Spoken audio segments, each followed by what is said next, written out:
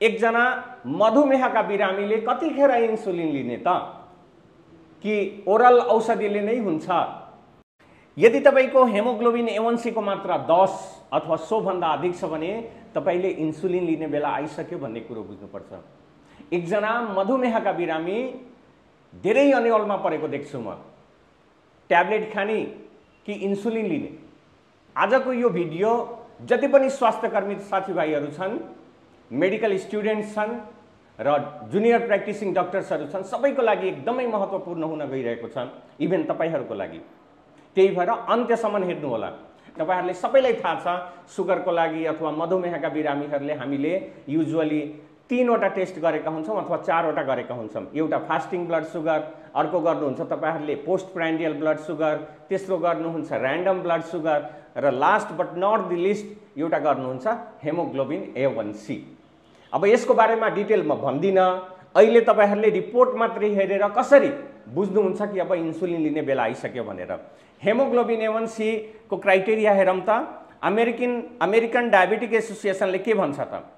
Haemoglobin A1C 10 अथवा so भन्दा अधिक छ र पेशेन्टमा सिम्पटम्स छ। सिम्पटम्स भनेको लक्षणहरू छ त। त्यो लक्षणहरू के त? है, लक्षणहरू भनेको बढी पिसाब लाग्ने, शरीर गल्ने, थकान लाग्ने, है, एकदमै थकान लाग्ने। यदि सिम्पटम्सहरू छन् र हेमोग्लोबिन A1C 10 अथवा सो भन्दा अधिक छ भने बुझ्नुपर्छ मैले इन्सुलिन लिनुपर्छ। इन्सुलिनको एउटा इन्डिकेसन हो। दोस्रो, यदि कसैमा सिम्पटम्स छैन, कुनै पनि लक्षण छैन, उले टेस्ट गरायो र टेस्ट गराउने बित्तिकै पहिलो चोटिमै हेमोग्लोबिन A1C को भ्यालु पायो 9 भन्दा अधिक, मोर देन 9%, बुझ्नुपर्छ यो हेमोग्लोबिन A1C अब इन्सुलिन सुरु गर्ने बेला आइसक्यो भनेर। अर्को, धेरैजसो बिरामी पहिलादेखि नै ट्याब्लेटमा बस्नुहुन्छ, ट्याब्लेट खानुहुन्छ 2टा 3टा, र ती बिरामीहरूमा पनि हेमोग्लोबिन A1C गरेर हामीले बुझ्न सक्छौं कि इन्सुलिन अब सुरु गर्ने बेला आइसक्यो, मुखले खाने औषधिले कन्ट्रोल भएको छैन भनेर। त त्यो क्राइटेरिया के हो त?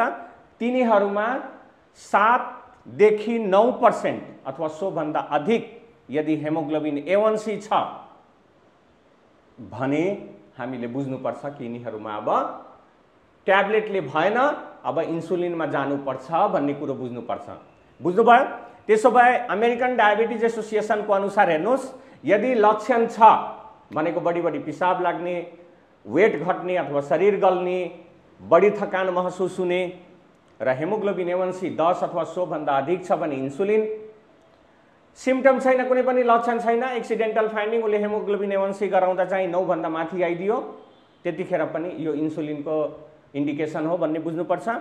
तेस्रो, जो बिरामीहरू पहिल्यैदेखि 2टा 3टा सुगरका औषधिहरू ट्याब्लेटहरू खाइरहनु भएको छ र हेमोग्लोबिन A1C 7 देखि 9 अथवा सो भन्दा अधिक छ भने तिनीहरूलाई पनि इन्सुलिन लिनुपर्छ भन्ने कुरो बुझ्नुपर्छ है। अर्को, अब IDF इन्टरनेशनल डायबिटिज फेडरेसनका अनुसार हेर्नुस् त, उले के भन्छ? हेमोग्लोबिन A1C 9 अथवा सो भन्दा अधिक छ र बिरामीमा लक्षणहरू छ, त्यही अगाडिकै लक्षणहरू भने इन्सुलिन लिनुपर्छ भन्ने कुरो बुझ्नुपर्छ। यहाँ अमेरिकन डायबिटिज एसोसिएसन र IDF को बीचमा हेमोग्लोबिन A1C को फरक 1% को छ। हेर्नुस् है, ADA ले 10% भनेको छ, IDF ले 9% भनेको छ है। अर्को, यदि ओरल औषधि भनेको ट्याब्लेट्सहरू लिएर पनि खाएर पनि यदि हेमोग्लोबिन A1C 7.5 to 8% अथवा सो भन्दा माथि छ भने तिनीहरूले पनि अब इन्सुलिन सुरु गर्ने बेला भइसक्यो भन्ने कुरो बुझ्नुपर्छ। EASD को अनुसार हेरौं त, EASD ले भन्छ तपाईको हेमोग्लोबिन A1C को मात्रा 9% अथवा सो भन्दा अधिक प्लस सिम्पटम्स भनेको IDF को जस्तै मिल्दोजुल्दो छ है त EASD को पनि। र जसले पहिल्यैदेखि सुगरका औषधिहरू खाइरहनु भएको छ तिनीहरूको लागि हेर्नुस् त, हेमोग्लोबिन A1C को मात्रा 7 देखि 8% अथवा सो भन्दा माथि छ भने तिनीहरूले अब इन्सुलिन लिने बेला आइसक्यो भनेर बुझ्नुपर्छ। क्लियर भएको छ? यो तीनवटै क्लियर भयो। हेमोग्लोबिन A1C को बेसिसमा, आधारमा कतिखेर इन्सुलिन लिने भन्ने बारेमा चाहिँ यहाँ मैले देखाइसकेँ। अब अर्को देखाउँछु तपाईहरुलाई ब्लड सुगरको बेसिसमा। अब एउटा चाहिँ हेमोग्लोबिन A1C गयो, अर्को ब्लड सुगर हेरेर कतिखेर इन्सुलिन चलाउने भन्ने कुरो यहाँनेरि भन्छु।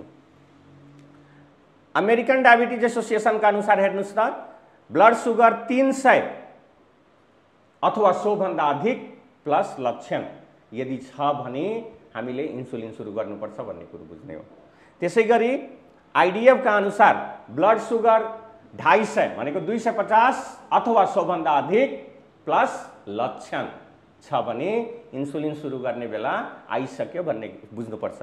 र ईएसडी का अनुसार हेर्नुस् त, ब्लड सुगर 270 अथवा सो भन्दा अधिक छ भने यो इन्सुलिन सुरु गर्ने बेला भइसक्यो भन्ने कुरो बुझ्नुपर्छ। हेर्नुस् है, त्यसो भए हामीले हेमोग्लोबिन A1C हेर्यौं भने कतिदेखि कतिसम्म राख्ने त? 9 देखि 10% अथवा सो भन्दा माथि छ भने, अब सबैलाई एकत्रित गरेर भन्ने हो भने 9 देखि 10% अथवा सो भन्दा माथि हेमोग्लोबिन A1C छ भने इन्सुलिन, र ब्लड ग्लुकोज 250 देखि 300 अथवा सो भन्दा माथि छ भने इन्सुलिन। क्लियर? तपाईले आफ्नो मम्मी, बुवा, बाजे, बजै, अंकल, आन्टी, दाई, भाउजू जो कोही पनि हुनुहुन्छ सबैलाई बुझाउनुस् है। यहाँ केही स्पेशल सिचुएसन्सहरु आउँछ जहाँ यो टार्गेट फुलफिल नहुन सक्छ, तै पनि इन्सुलिन सुरु गर्नुपर्छ भन्ने बुझ्नुपर्छ। पहिलो स्पेशल सिचुएसन भनेको ड्युरिङ प्रेग्नेन्सी, गर्भ रहेको अवस्थामा अथवा गर्भवती महिलाहरूले गर्भवती भएको अवस्थामा इन्सुलिन लिएको राम्रो। सुरुमा हामीले लाइफस्टाइल मोडिफाई गर्न भन्छौं र मेटफर्मिन लिन भन्छौं। यदि यो दुईटाले चाहिँ कन्ट्रोल गरेन भने तेस्रो चाहिँ इन्सुलिनमा जान्छौं हामी, अरु औषधिहरुमा जाँदैनौं। त्यसो भए प्रेग्नेन्सी एउटा। दोस्रो, यदि हस्पिटलमा एडमिट भएका पेशेन्टहरु छन्, जे कुनै कारणले हार्ट अट्याक भएर हस्पिटलमा एडमिट भएको छ, हार्ट फेल गरेर हस्पिटलमा एडमिट भएको छ, रोड ट्राफिक एक्सिडेन्ट भएर हस्पिटलमा एडमिट भएको छ, त्यतिखेर पनि इन्सुलिनको इन्डिकेसन हो। तर यी बिरामीहरुमा तपाईहरुले हेडेक लिइरहनु पर्दैन, त्यो डाक्टरहरुले म्यानेज गरिहाल्छन् है। तेस्रो, यदि किडनी फेल गरेका बिरामीहरु छन्, क्रोनिक किडनी डिजिजका बिरामीहरु, तिनीहरुमा पनि इन्सुलिन नै दिनुपर्छ भन्ने धारणा रहेको छ र यो अलि सेफ हुन्छ। तैपनि हामीले चाहिँ हाइपोग्लाइसेमिया नहुन दिन चाहिँ ख्याल राख्नुपर्छ, एकदमै सतर्क रहनुपर्छ। टाइप 1 डायबिटिज हामीले अघि जति पनि डिस्कस गर्यौं सबै टाइप 2 डायबिटिज हो, जुन हामीले डेली देखिरहेका हुन्छौं। तिनीहरु भनेको टाइप 2 नै हो सबभन्दा बढी यहाँ। र टाइप 1 डायबिटिजमा कतिखेर इन्सुलिन सुरु गर्ने त भन्ने कुरो आउँछ। गाइडलाइन्सले के भन्छ? जतिखेर डायग्नोसिस भयो ठीक त्यतिखेरै इन्सुलिन हामीले सुरु गरिहाल्नुपर्छ, त्यतिखेरैबाट इन्सुलिन सुरु गर्नुपर्छ। एकछिन पनि वेट गर्न सकिन्न, किनकि टाइप 1 डायबिटिजमा तपाईले मुखले खाने औषधि खाएर पनि केही पनि सुधार हुँदैन र यसको एउटा मात्रै विकल्प के हो त भन्दाखेरि इन्सुलिन, इन्सुलिन, इन्सुलिन।